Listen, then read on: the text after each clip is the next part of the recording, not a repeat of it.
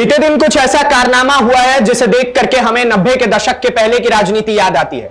वो एक जमाना हुआ करता था जब दूसरे पार्टी में होने के बावजूद भी राजनेता एक दूसरे को का बचाव किया करते थे। उनके ऊपर अगर कोई कीचड़ उछालने का प्रयास किया करता था तो लोग उन्हें बचाने का प्रयास करते थे। जी हां, कुछ ऐसा ही हुआ है। राहुल गांधी ने डिफेंड किया है स्मृति ईरानी को, जो कि पूर्व केंद्रीय मंत्री है और मेंबर ऑफ पार्लियामेंट है भारतीय जनता पार्टी से। दरअसल हुआ यूं कि स्मृति ईरानी ने 11 जुलाई को अपने उस बंगले को खाली कर दिया था जो उन्हें केंद्रीय मंत्री के रूप में अलॉट किया गया था। बहुत सारे लोग उन्हें ट्रोल कर रहे थे इस मामले को लेकर के। आप कहेंगे कि ट्रोल क्यों कर रहे थे? दरअसल हुआ यूं कि जब पिछले वर्ष राहुल गांधी ने अपने सांसद सदस्यता समाप्त होने के बाद अपना सरकारी बंगला खाली किया था, तब स्मृति ईरानी उनको टोंट कसते हुए उन्होंने कहा था, जब मीडिया बंधुओं ने उनसे पूछा था कि राहुल गांधी अपना बंगला खाली कर रहे हैं, इस पर आपका क्या कहना है?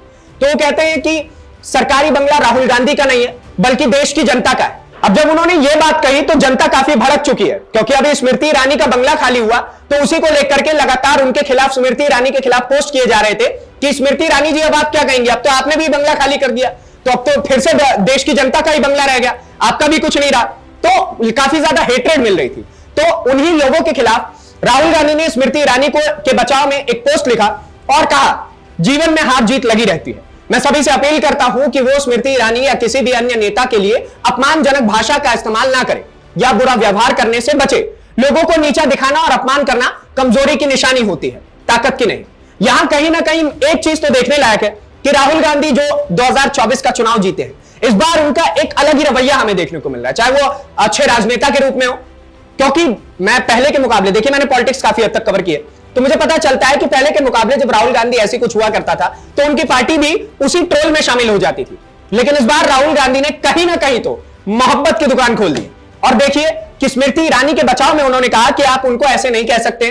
ठीक है, उन्होंने जो कुछ भी कहा, मैं अपने उन सारी चीजों को, पास्ट को भूलता हूं और मैं नए राजनीति की यहां शुरुआत कर रहा हूं। अगर हम डेटा के अनुसार देखें तो पिछली सरकार के लगभग 19 मंत्री इस बार चुनाव हारे हैं, जिसमें सबसे बड़ी हार अगर किसी की है तो स्मृति ईरानी की है। और स्मृति ईरानी अपने सांसदीय सीट को लेकर के बहुत ज्यादा डिफेंडेबल थी कि भाई साहब मैं तो जीत ही जाऊंगी। ये हार कितने वोटों से आ रही है? 1,67,196 वोटों से।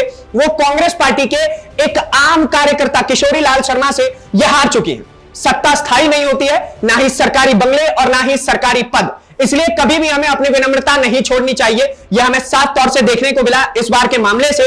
स्मृति ईरानी जो पिछले वर्ष तक राहुल गांधी को ट्रोल किया करती थी अमेठी लोकसभा से चुनाव हारने के लिए, जो पिछले वर्ष तक राहुल गांधी के खिलाफ बातें किया करती थी और कहा करती थी कि सरकारी बंगला राहुल गांधी का नहीं है, वो कांग्रेस पार्टी का नहीं है, वो देश की जनता का है, इस बार अपना ही बंगला खाली करना पड़ गया। हालांकि मैं उन्हें ट्रोल नहीं कर रहा हूं, लेकिन यह है कि हमें कभी भी घमंड नहीं आना चाहिए। वो बंगला ना कभी राहुल गांधी का है, वो बंगला ना कभी स्मृति ईरानी का है। हम में से ही, आप में से ही कोई एक व्यक्ति जननायक बन के निकलेगा और वो दोबारा उस बंगले में स्थायी रूप से बैठेगा और कहेगा कि मैं इस देश की जनता के लिए काम कर रहा हूं। मेरे और आपके टैक्स पेयर्स, हम लोगों के जो टैक्स जाते हैं उससे बना बंगला है, जिसमें हम उन्हें आरामदायक जीवन देते हैं ताकि वो हमारे देश की जनता को आरामदायक जीवन दे सके। हालांकि ऐसा कुछ भी देखने को नहीं मिलता है। तो स्मृति ईरानी और राहुल गांधी दोनों को यह सीख बहुत अच्छे से मिल चुकी है और मैं तो चाहता हूं कि भाई साहब इनको इतनी सीख ना मिले, इनसे पेंशन भी छीन ली जाए। अगर एक बार कोई व्यक्ति सांसद या मंत्री बन जाता है तो उनको 1000 प्रकार की सुविधाएं जीवन के अंत तक मिलती है, तो वो सब भी सुविधाएं छीनी जानी चाहिए और इस देश की जनता के उस गरीब नागरिक तक वो सुविधाएं पहुंचाई जाए जो वो इस चीज को अफोर्ड नहीं कर सकता है। स्मृति ईरानी भी इस चीज के ऊपर बोले, राहुल गांधी भी बोले और इस मामले को लेकर के राघव चड्ढा ने कहीं ना कहीं अपनी बात बहुत अच्छे से उठाई थी। वो बातें मुझे याद आती हैं। राघव चड्ढा ने साफ तौर से कहा था कि हमें ये सारी सुविधाएं नहीं मिलनी चाहिए, ये ट्रेन की टिकट्स में डिस्काउंट या हमारे फोन बिल्स जो होते हैं वो गवर्नमेंट पे करती है, तो ये सब चीजें नहीं मिलनी चाहिए। क्योंकि एक सांसद और एक नेता हमेशा बहुत अच्छे तरीके से निपुण होता है अपने खर्चे उठाने के लिए, तो इनके खर्चे सरकार क्यों उठा रही है, देश की गरीब जनता के क्यों नहीं? तो यही चीज सीखने वाली है। बाकी आपके इससे की राय क्या है वो हमें कमेंट बॉक्स में जरूर बताइएगा। अगली वीडियो में आपसे फिर से मुलाकात होगी, तब तक के लिए दीजिए इजाजत। धन्यवाद, नमस्कार, जय हिंद।